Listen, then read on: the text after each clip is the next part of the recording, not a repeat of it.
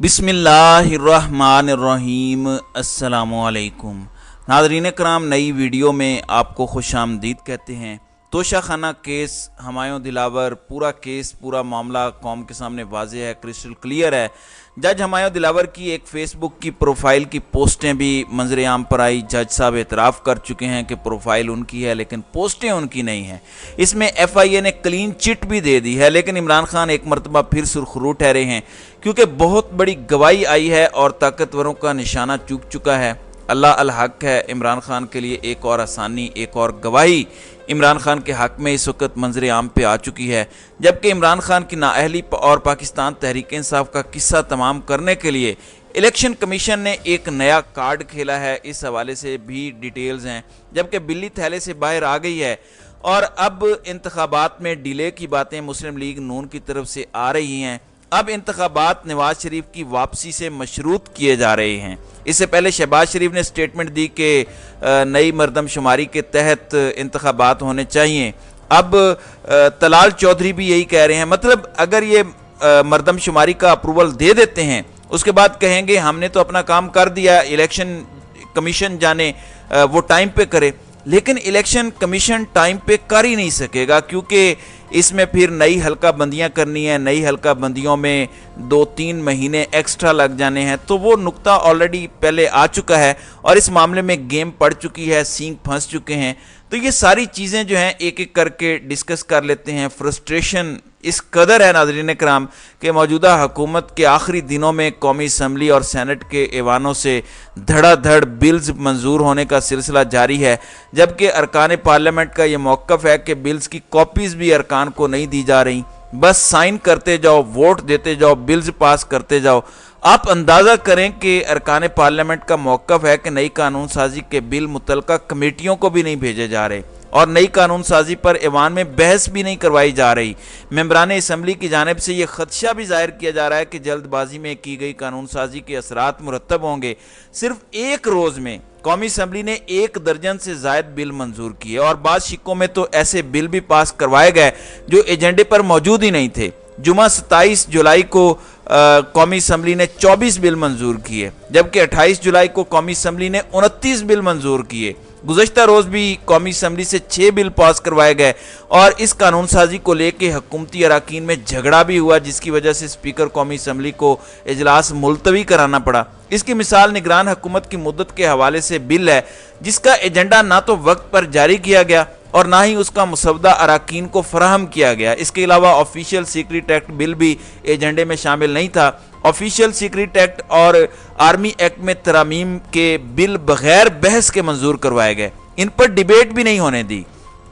इस कानून साजी के हवाले से अरकान असम्बली की जानिब से शदीद एहतजाज भी किया गया और जमात इस्लामी के रुकन अब्दुल अकबर चित्राली ने कहा कि असम्बली की मुद्दत ख़त्म हो रही है तो घोड़े पे बैठकर कानून साजी की जा रही है। इसी तरह सेनेट के 24 जुलाई से जारी इजलास में अब तक 13 बिल मंजूर करवाए जा चुके हैं, जिनमें से कुछ बिल तो ऐवान बाला में बराह रास्त पेश करके मंजूर करवाए गए, जैसे army act तरमीमी bill, DHA bill और कंटोनमेंट बिल को सेनेट ने फौरी तौर पर एजेंडे में पेश किया और उसी वक्त मौके पर सेनेट ऑफ पाकिस्तान ने उन्हें मंजूर किया। अब इनके असरात क्या होते हैं वो समझ लगने का टाइम है ही नहीं। पार्लियामेंट इस वक्त एक फैक्ट्री रबर स्टंप का किरदार अदा कर रही है, तो सारे अपने अपने उल्लू सीधे कर रहे हैं। सो लेट्स सी कि ये मामला कहाँ जाके रुकता है। अब शहबाज शरीफ ने भी कल एक स्टेटमेंट दी, पता नहीं अब ये मुल्क के अंदर करना क्या चाह रहे हैं। फिर 20 रुपये पेट्रोल बढ़ा दिया है और वही बात है कि हुजूर का शौक सलामत रहे शहर और बहुत। तो नवाज शरीफ अभी भी इसरार कर रहे हैं। किस से इसरार कर रहे हैं ये सवाल अपनी जगह बड़ा अहम है। फिर ये होगा, फिर भरपूर वैर होगा पीपल्स पार्टी और इन सब के साथ। नून लीग के अंदर खाते कोई ज़्यादा जो सुर हैं वो मैच हो गए हैं। शहबाज शरीफ के लिए तो आसानी है। अब मुस्लिम लीग नून के मरकजी रहनुमा तलाल चौधरी ने कहा है कि जिस दिन नवाज शरीफ वतन वापसी के लिए जहाज़ में बैठेंगे तो समझ लें कि इलेक्शन होने वाला है। अपनी 5 साला नाअहली की मुद्दत ख़त्म होने पर तलाल चौधरी ने प्रेस कॉन्फ्रेंस की। उन्हें मुबारक भी हो, उनकी नाअहली ख़त्म हो गई है। उन्होंने कहा कि नवाज शरीफ का साथ देने पर मुझे सज़ा दी गई, मुझसे नवाज शरीफ और मरियम नवाज के खिलाफ बयान लेने की कोशिश की गई। अब यह भी एक इल्ज़ाम है तकनीकी, किसने बयान लेने की कोशिश की? ऑब्वियसली इनका इशारा इस्टेब्लिशमेंट की तरफ है। مسلم لیگ نون کے رہنما طلال چودھری نے کہا کہ کسی سیاسی جماعت پر پابندی عائد کرنا ہماری خواہش نہیں، الیکشن کرانے کی اصل ذمہ داری الیکشن کمیشن کی ہے اور انتخابات تو وقت پر ہونے چاہیے۔ انہوں نے کہا کہ نواز شریف لندن ہوں یا لاہور، ملکی سیاست ان کے گرد گھومتی ہے، جس دن نواز شریف جہاز میں بیٹھیں گے سمجھ لیں الیکشن ہونے والا ہے۔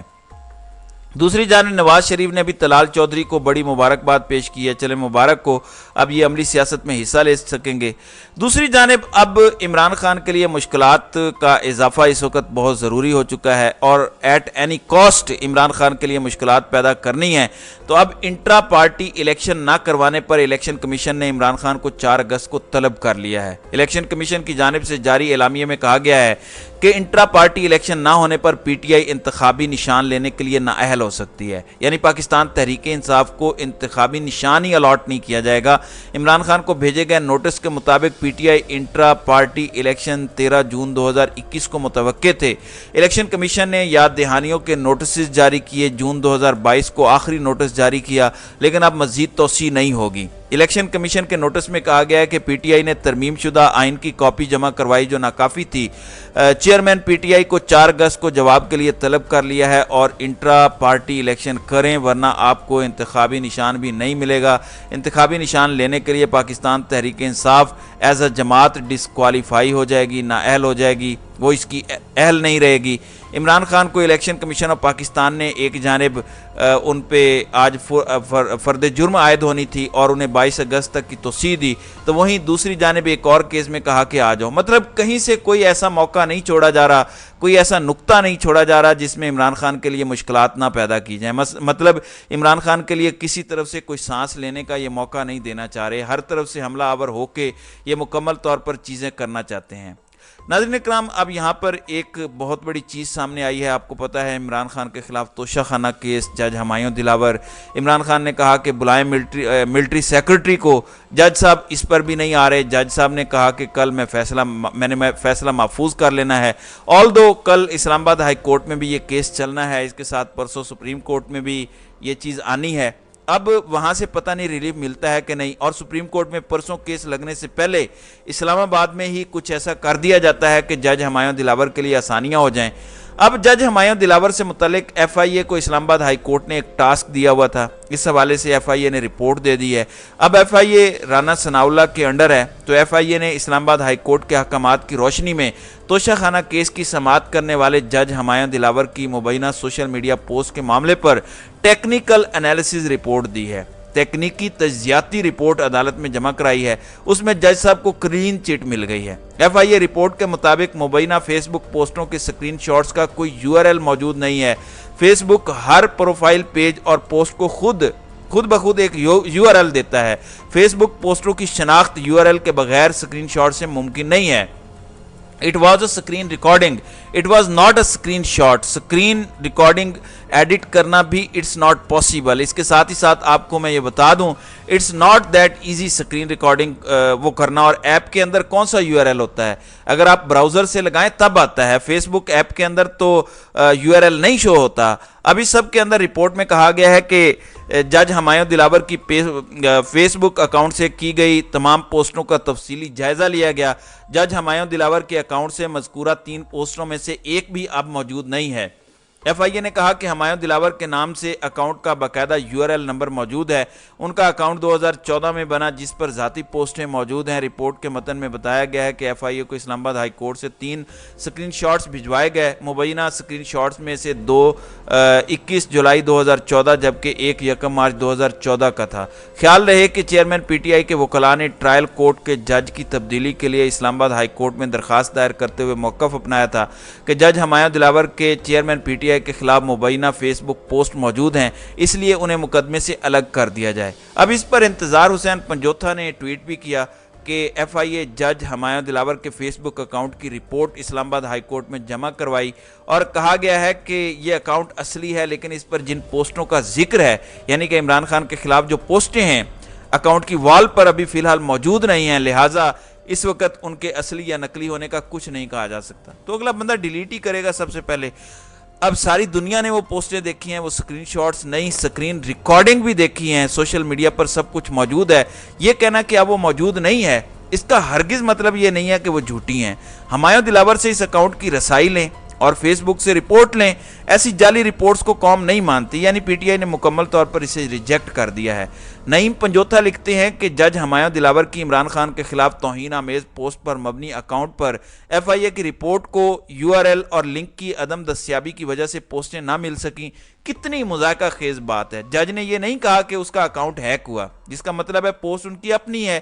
فیس بک سے ایف آئی اے رابطہ کر کے پوسٹ کی اصلیت کا پوچھ سکتی ہے۔ سوشل میڈیا صارفین نے اور سینئر صحافیوں نے اس اکاؤنٹ پر موجود پوسٹیں دیکھی ہیں، اس کے سکرین شاٹس لیے ہیں۔ اب ایک بہت بڑی گواہی بھی آئی ہے۔ ثاقب بشیر بہت منجے ہوئے صحافی ہیں اور بڑا اچھا کام کرتے ہیں، انہوں نے ایک ٹویٹ کیا ہے۔ یہ وہ گواہی ہے جو عمران خان کے حق میں آئی ہے اور جج ہمایوں دلاور کے لیے یہ گواہی بہت سی مشکلات کریٹ کرے گی۔ صحافی ثاقب بشیر نے لکھا کہ پوسٹیں جعلی ہیں یا نہیں، لیکن ایک بات طے ہے، یہ ایسی پوسٹیں اس اکاؤنٹ کی ہیں جس کو جج صاحب نے تسلیم کیا، کیونکہ اس فیس بک اکاؤنٹ کا پروفائل لاک ہونے سے پہلے 2-3 دفعہ میں نے خود ان کی ٹائم لائن پر یہ دیکھی اور وہ پوسٹیں موجود تھیں۔ بعد میں پروفائل کو لاک کیا گیا، پروفائل کو چھپا دیا گیا۔ مطلب یہ چیز ثاقب بشیر بھی کنفرم کر رہے ہیں اور نعیم پنجوتھا نے بھی لکھا کہ بہت سے سینئر صحافیوں نے یہ پوسٹیں اپنی آنکھوں سے دیکھی ہیں، بہت سے لوگوں نے اسے ایکسیس کیا، گواہیاں موجود ہیں، اور یہ ایک بہت امپورٹنٹ چیز ہے۔ اس چیز کو جتنا اہم سمجھا جائے، میں سمجھتا ہوں اس کی اہمیت کو اگنور نہیں کیا جا سکتا۔ So let's see how things unfold. لیکن یہ ایک بہت بڑی چیز ہے، ایک اور نشانہ چکا ہے، اور یہ جو ایف آئی اے کی رپورٹ آئی ہے جس نے جج صاحب کو ایک طرح سے پراپر ثبوت نہ ہونے کی بنیاد پر ایک کلین چٹ دی، یہ کیسے ہو سکتا ہے؟ میری ایک پوسٹ ہے، وہ میری پرائیویٹ ہے، پھر اگلی پوسٹ عمران خان کے خلاف ہے، وہ میں نے نہیں کی، اس سے اگلی ہونے والی پھر میں نے کی۔ مطلب اکاؤنٹ ہیک پھر کیسے ہو گیا؟ ہیک کا مطلب یہ ہوتا ہے کہ میرا اکاؤنٹ آج ہیک ہو جائے، اس میں پیچھے کچھ پوسٹیں ہوں، میں واپس آ کر وہ پوسٹیں ڈیلیٹ کرنے کی کوشش کروں اور اس ٹائم لوگوں کو بتا دوں کہ میرا اکاؤنٹ ہیک ہوا تھا۔ اس کا کوئی ثبوت موجود نہیں ہے۔ تو یہ ساری چیزیں بہت سے سوالات کھڑی کرتی ہیں، بہت سے اس کے اندر کویسچنز ہیں اور بڑی عجیب و غریب پوسٹیں ہیں۔ مطلب وہ پوسٹیں دوبارہ اب گردش کر رہی ہیں، لوگ شیئر کر رہے ہیں، لوگوں نے دیکھی ہیں، جج صاحب اکاؤنٹ کو تسلیم کر چکے ہیں۔ تو لیٹس سی کیا ہوتا ہے، لیکن میں سمجھتا ہوں ثاقب بشیر نے جو بات کی ہے یہ اہم ہے اور یہ گواہیاں ہیں، یہ لوگ آئی وٹنسز ہیں اور یہ آئی وٹنسز سارے پبلکلی آ بھی رہے ہیں اور بتا رہے ہیں۔ تو دیکھتے ہیں کہ آگے چل کر یہ معاملہ کہاں جاتا ہے۔ تو ناظرین کرام، آپ کی اس ویڈیو کے حوالے سے کیا رائے ہے؟ آپ اپنی رائے کا اظہار کامنٹ سیکشن میں ضرور کیجیے گا۔